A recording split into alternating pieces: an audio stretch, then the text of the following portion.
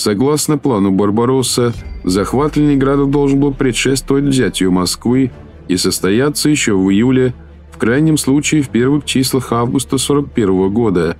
Выполняя приказ Гитлера во что бы то ни стало захватить и уничтожить город, командование противника направило под Ленинград свои лучшие части.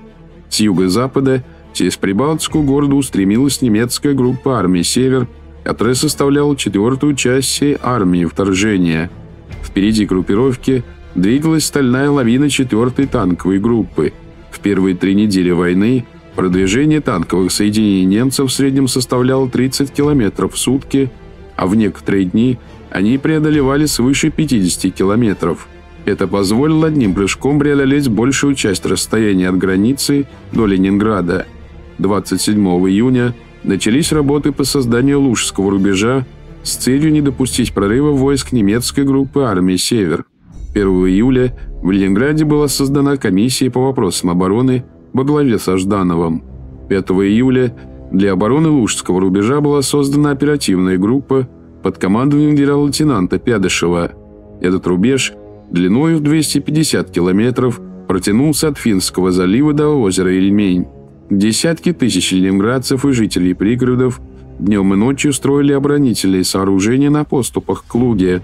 В течение 2-3 недель были возведены оборонительные рубежи с траншеями, противотанковыми рвами, железобетонными дотами и минными полями. Работы продолжались круглосуточно, не останавливаясь даже во время частых обстрелов и бомбежек.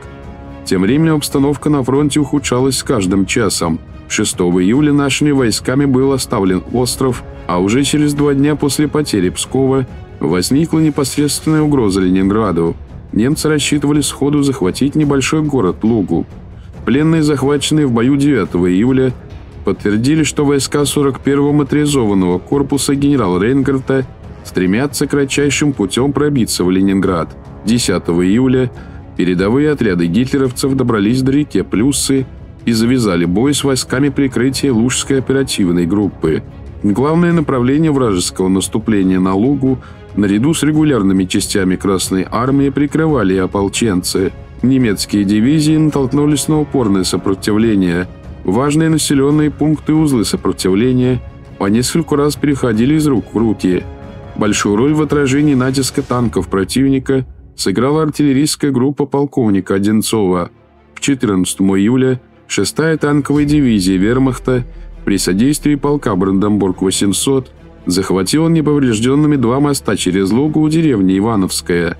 В тот же день усиленный моторизованный батальон из состава 1-й танковой дивизии вышел к реке Луга у Большого Сапска и к 10 часам вечера создал плацдарм на восточном берегу. На плацдарме вплоть до 17 июля продолжались ожесточенные бои с курсантами Ленинградского пехотного училища имени Кирова. Темп немецкого наступления из-за упорного сопротивления советских войск на Лужском рубеже катастрофически падал. Маршал Василевский позднее вспоминал: на Лужской полосе обороны развернулись яростные бои. Часто они не имели пауз, длились сутками и доходили до рукопашных схваток. Какой дорогой ценой доставалось врагу продвижение на каждый километр к Ленинграду, свидетельствуют записи в дневнике начальника Генштаба сухопутных войск вермахта генерала Гальдера.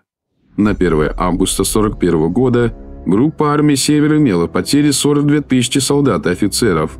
Группа армии «Север» не добилась никаких успехов в наступлении.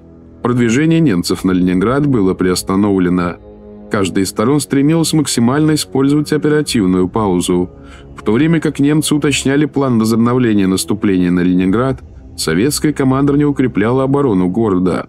Сроки начала наступления немцы откладывали 6 раз, главным образом из-за трудностей в снабжении и проведении перегруппировок, а также из-за разногласий по поводу дальнейших действий. Лишь 30 июля немецкое командование пришло к согласованному решению. В этот день Гитлер приказал на северном участке Восточного фронта продолжать наступление в направлении Ленинграда, нанося главный удар между озером Ильмень и Нарвой с целью окружить Ленинград и установить связь с финской армией. Для поддержки войск группы армии «Север-Лейба» из состава группы армий «Центр» был передан 8-й авиационный корпус. Для грядущего наступления на Ленинград В группе армии были созданы 3 оперативные группы. Первая «Север» создавалась на плацдармах в районе Большого Сапска и Ивановского. Она нацеливалась на Гатчину. Вторая «Шимск» создавалась на рубеже реки Мшага в районе Шимска и нацеливалась на Новгород. Связку между двумя этими группами осуществляла группа Луга-Манштейна. Основная идея немецкого наступления на Ленинград заключалась в окружении и уничтожении его защитников на дальних подступах к городу. При этом сильный заслон советских войск на направлении Луга-Ленинград обходился с 2 сторон.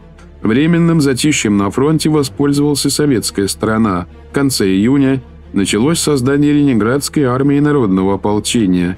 23 июля ранее образованная Лужская оперативная группа была разделена на Кингисеппский, Лужский и Восточный сектора.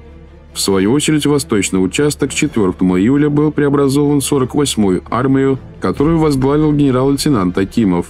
Стоит отметить, что, несмотря на значительное усиление Лужского рубежа стрелковыми и танковыми соединениями, плотность советских войск все же оставалась достаточно низкой. Например, 177-я стрелковая дивизия Лужского участка обороны, прикрывая важнейшие направления на город Лугу и имея перед собой 3 дивизии противника, занимала оборону на фронте в 22 километра. Самой опасной для Ленинграда являлась немецкая группировка, действующая на Новгородском направлении. 28 июля начальник штаба войск северо-западного направления генерал Захаров предложил главкому Ворошилову развернуть в районе Луги 4-5 стрелковых и 1 танковую дивизии для удара с севера на поселок Струги-Красные. Кроме того, он предлагал привлечь к этому удару и соединение формируемой 34-й армии. Наступление планировалось на 4 августа, в то время как немецкое наступление на 8. Однако за 4 дня до этого с Лужских плацдармов ударил 41-й немецкий мотокорпус, а спустя 2 дня на новгородском направлении смог начать наступление 56-й моторизованный корпус. В первый день боев корпус Рейнгарда продвинулся всего на 5 километров. Однако первая танковая дивизия пробила участок обороны советских войск на плацдарме у Сапска. В образовавшуюся брешь Рейнгард немедленно бросил 6-ю танковую и 1-ю пехотную дивизии. Туда же командующий 4-й танковой группой Гёпнер приказал перебросить 3-ю моторизованную, а затем и 8-ю танковую дивизии. К исходу 15 августа дивизии 41-го мотокорпуса преодолели лесной массив и вышли к дороге Нарва-Гатчина, после чего большая часть подвижных соединений перешли к обороне фронтом на север, в то время как подвижные соединения Гёпнера образовывали внешний фронт окружения Лужской группы советских войск. Пехотное прикрытие фланга 4-й танковой группы вело боевые действия на Кингисеппском направлении. 17 августа 1-я пехотная дивизия вермахта атаковала Кингисепп с востока в обход Кингисеппского укрепленного района, в то время как 58-я пехотная дивизия 18-й армии наступала на Нарву. За город и укрепленный район развернулись тяжелые бои. На следующий день Нарва была оставлена. Немецкие войска продолжали наступление, тесня силы 8-й армии Иванова. Тяжелые бои шли за Копорье, которое 1 сентября 1941 года было захвачено частями вермахта. К тому времени части 8-й армии были оттеснены восточнее Копорья, и так же, как войска оперативной группы, вели бои, отступая к Орниенбауму. За ударом в обход Луги немецких танков вскоре последовал удар 1-го армейского корпуса 16-й армии на Новгородском направлении. 11-й и 21-й пехотные дивизии 10 августа прорвали оборонительные позиции советских войск. На следующий день был захвачен Шимск. Завершился прорыв обороны 48-й армии на Новгородском направлении 13 августа. 14 августа 21-я пехотная дивизия вышла к шоссейной дороге Новгород-Луга. С 15 по 16 августа развернулись ожесточенные бои за Новгород. Начальник генштаба Красной армии маршал Шапошников приказал город Новгород не сдавать и держать до последнего бойца. Сражение за восточную часть Новгорода продолжалось до 19 числа. Пока шли бои за Новгород, 1-й армейский корпус продвигался в направлении города Чудово. Боевая группа 21-й пехотной дивизии к исходу 20 августа захватила Чудово при этом установив контроль над Октябрьской железной дорогой. Наименее сильным был удар немецких войск на Лужском направлении. Здесь 56-й мотокорпус наносил сковывающий удар, не позволяющий советскому командованию снимать войска на выручку соседним участкам обороны Лужского рубежа. Корпус наступал по обе стороны от проходящего через Лугу шоссе на Ленинград. Атакующих немцев встретило сильное сопротивление 177-й стрелковой дивизии Машошина, поддержанной танками 24-й танковой дивизии. В ходе ожесточенных боев был убит командир дивизии СС полицай генерал Мюльферштедт. Но, несмотря на все усилия, прорвать оборону войск генерал-майора Стайна не удавалось.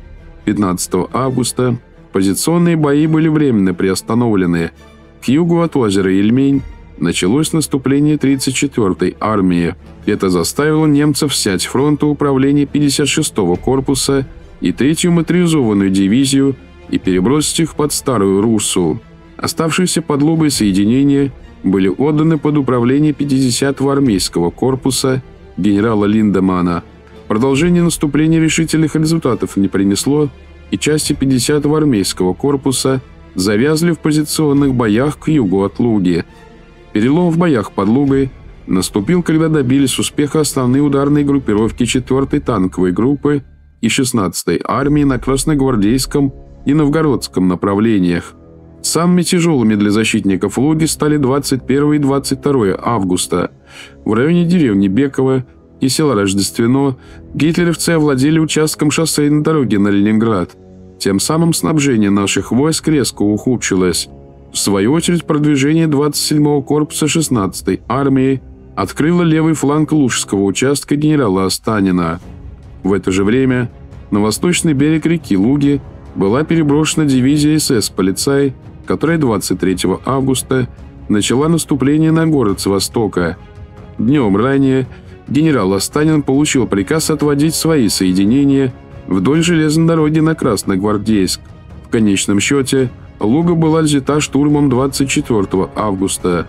Отходившие к станции Сиверская дивизия Лужской группы генерала Останина через 2 дня попали в окружение. С севера заслон против окруженных частей под Красногвардейском образовывала 8-я танковая дивизия. Западные, южные и восточные внутренние фронты окружения образовывали 41-й моторизованный, 50-й и 28-й армейские корпуса противника. Окруженным южнее Сиверской частям и соединениям пришлось разделиться на несколько групп и выходить на соединение с войсками фронта под Ленинградом в районах Кириши и Погостия.